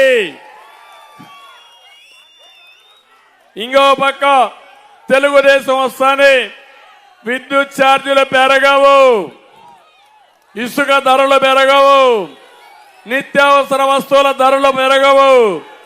చేనేత కోసం ప్రత్యేకమైన పాలసీలు తీసుకొస్తాం. దళిత, బీసీ, గిరిజనులందరికీ కూడా న్యాయం చేస్తానని చెప్పి నేను మీకు తెలియజేస్తున్నా. ఇకపోతే ఇక్కడికి వస్తే ముందే చెప్పాను, నేను ఈ పాలకొల్లుకి రామానాయుడు గారు పార్టీ కోసం చేసే సేవలో ఆయనకు పూర్తిగా సహకరించాల్సిన బాధ్యత మా పైన ఉంది. నేను సహకరిస్తా. కానీ అవినీతి డబ్బులు తెచ్చి ఓటు కింద పంచితే మోసపోతారా తమ్ముళ్ళు అని మిమ్మల్ని అడుగుతున్నా. సేవ కావాలన్నా, మీ భవిష్యత్తు కావాలన్నా, మీకోసం 5 ఏళ్లు పోరాటం చేసిన రామానాయుడు కావాలన్నా, ఇప్పుడు దుర్మార్గులు వచ్చి అవినీతి డబ్బులు, పాపిష్టి డబ్బులు మీకు ఇస్తే మీరు అది తీసుకుంటారా, ఓటేస్తారా అని మిమ్మల్ని అడుగుతున్నా. నేను ఒకటే చెప్తున్నా, అలాంటి తప్పుడు పని చేస్తే మీరు కూడా పాపానికి చుట్టుకుంటారు. పాపం మిమ్మల్ని కూడా వదిలిపెడుతుంది, మిమ్మల్ని వెంటాడుతుంది. చేయమని గట్టిగా చెప్పండి. నా భయం అంతా ఆయన గెలవడానికి కాదు. ఇవన్నీ చూసినాక ఎప్పుడో రాసి పెట్టింది. ఎన్నికలు ఓన్లీ జరపాలి కాబట్టి ఎన్నికలు వస్తాయి. కానీ నా ఆలోచన మెజారిటీ తగ్గితే మాత్రం మీరు రామానాయుడికి అన్యాయం చేసినట్టే. సేవ చేసేవాడికి నష్టం చేసినట్టే. చేస్తారా అని మిమ్మల్ని అడుగుతున్నా. పాలకొల్లే ఒక కుటుంబంగా చేసుకుని ప్రాణం కూడా లెక్క చేయకుండా కరోనా లాంటి భయంకరమైన వ్యాధి వచ్చినప్పుడు మీకోసం పనిచేసిన వ్యక్తిని మీరు మర్చిపోవద్దని మరొక్కసారి కోరుతున్నా. త్రాగునీటి కోసం ఇప్పుడే ఇండ్లు చెప్పాను, బ్యాంకు భారం లేకుండా చేస్తానని చెప్పాను. విద్యేశ్వరం నుంచి డైరెక్ట్ గా పైప్ లైన్ ద్వారా పాలకొల్లికి, అన్ని గ్రామాలకి సురక్షిత మంచినీళ్ళు ఇస్తాం. 5 సంవత్సరాలుగా కేంద్రం మంచినీళ్లకు డబ్బులు ఇచ్చిన తీసుకోకుండా చేసిన వ్యక్తి ఈ ముఖ్యమంత్రి. కేంద్రం డబ్బులు ఇస్తే కూడా తీసుకోలేదు. ఎంత దుర్మార్గం మీరు ఆలోచించుకోండి. 100 పడకల ఆసుపత్రి పూర్తి చేసి డయాలిసిస్ సెంటర్ పెట్టి తప్పకుండా వారి సేవకు గుర్తింపుగా ముందుకు పోతాం. రైతులకు పుంత రోడ్లు, కాలువ రోడ్లు, గ్రావెల్ వేసి బీటీ వేసి ఏమేం చేయాలి అన్ని చేస్తాం. సర్పంచులందరికీ ఓటే హామీ ఇస్తున్నా. ఈరోజు మీరు చేసిన పనులకు కూడా మీకు డబ్బులు రాలేదు. నేను వస్తానే మీ డబ్బులు ఇప్పిస్తా. మళ్ళా మీ గ్రామంలో సిమెంట్ రోడ్లు వేసుకునే బాధ్యత మీకే ఇస్తా, డబ్బులు ఇస్తా. సర్పంచులు మీ హక్కులు కాపాడుకోండి. మీరు ఏ పార్టీలో లేరు, మీరు స్వతంత్రంగా ఉన్నారు. అందరూ కలిసి రండి. గ్రామీణ స్వాతంత్రం కోసం, గ్రామ స్వరాజ్యం కోసం సర్పంచులు కూడా ముందుకు రావాలి. ఈరోజు మనందరం నిమిత్త మాత్రులం, కానీ వ్యవస్థలు శాశ్వతం. వ్యవస్థలు మనల్ని కాపాడితే ఆ వ్యవస్థలే మనల్ని కాపాడతాయి. అందుకే అందరు సర్పంచులు చెప్తున్నా, మళ్ళీ నిధులిస్తా, విధులిస్తా, బాధ్యత ఇస్తా. మీ ఆధ్వర్యంలోనే మీ గ్రామంలో ఏం చేయాలో చేయడం కోసమే ముందుకు వస్తా. మీరు కూడా రేపు ఎన్నికల్లో ప్రజాస్వామ్య విలువల కోసం, గ్రామ స్వరాజ్యం కోసం ముందుకు రండి.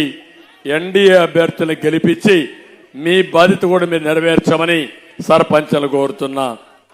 ఇంకో పక్క దమయపర్తి డ్రైన్ ప్రక్షాళన చేస్తాం. డంపింగ్ యార్డ్ని పార్క్గా తీర్చిదిద్దాం. సెంటు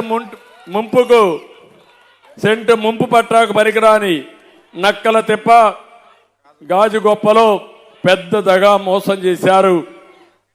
టౌన్కు పక్కనే ఎక్కడ వీలైతే అక్కడ అవసరమైతే 10 రూపాయలు ఎక్కువ ఖర్చు పెట్టి మీకు ఇంటి జాగాలు ఇప్పించే బాధ్యత మాది.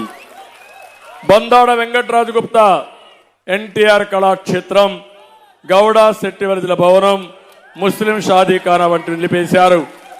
ఇవన్నీ కూడా 6 నెలల్లో పూర్తి చేస్తామని కూడా మీ అందరికి హామీ ఇస్తున్నా. ఇప్పుడు నా బాధ్యత నేను చేశాను. ఇప్పుడు నేను మిమ్మల్ని అడుగుతున్నా, మీ బాధ్యత ప్రారంభమైంది. 39 రోజులే ఉంది. మీ ఇళ్లలో చర్చ జరగాలి, రచ్చబండ మీద చర్చ జరగాలి, టీ కొట్లో చర్చ జరగాలి, బస్సుల్లో చర్చ జరగాలి. యువత ముందుకు రా, సైకిల్ ఎక్కండి. తెలుగుదేశం, జనసేన, బీజేపీ జెండాలు కట్టుకోండి. చేతిలో గ్లాసు కూడా పెట్టుకోండి. సైకిల్ మీద పూను కూడా పెట్టండి, కమలం పెట్టండి. ఇంకా మీరు స్పీడ్ పెంచండి. అన్స్టాపబుల్, అభివృద్ధిలో కూడా అన్స్టాపబుల్. దానికి మీరు సిద్ధంగా ఉన్నారా అని మిమ్మల్ని అడుగుతున్నా. మీరు సిద్ధంగా ఉంటే జగన్మోహన్ రెడ్డిని చిత్తుగా ఓడించి రాష్ట్రాన్ని కాపాడమని మీ అందరికీ విజ్ఞప్తి చేస్తూ మనస్ఫూర్తిగా పేరు పేరున అందరికీ నమస్కారాలు. ఇక్కడ ఎంఆర్పిఎస్ వాళ్ళని అభినందిస్తున్నా. అదే సమయంలో ఈ జిల్లాలో ఎంఆర్పిఎస్ బాగా పనిచేస్తున్నారు. నేను ఒకటే చెప్తున్నా, సామాజిక న్యాయం చేస్తాం. ఈ జిల్లాలో ఎమ్మెల్యే రాలేదని మాలల్లో కూడా ఉంది. ఒకటే హామీ ఇస్తున్నా, ఈస్ట్ గోదావరి జిల్లాలో మాదిగలకు ఒక ఎమ్మెల్సీ ఇస్తాం, వెస్ట్ గోదావరి జిల్లాలో మాలలకు ఒక ఎమ్మెల్సీ ఇస్తామని ఈ సందర్భంగా అనౌన్స్ చేస్తున్నా. నా విధానం సకల జనులకు న్యాయం చేయడం, అందరికీ సామాజిక న్యాయం చేయడం, ఏ వర్గాన్ని విస్మరించడం, అందరికీ ఆర్థికంగా, రాజకీయంగా, సామాజికంగా న్యాయం చేసి సామాజిక న్యాయానికి నిజమైన స్వరూపం ఇచ్చే బాధ్యత నాదని మరొకసారి మీ అందరికీ తెలియజేసుకుంటూ ఈ కార్యక్రమానికి వచ్చిన మిమ్మల్ని అందరినీ పేరు పేరున అభినందిస్తూ అందరికీ నమస్కారాలు. జై Hind. It's about time to break it down. You ready?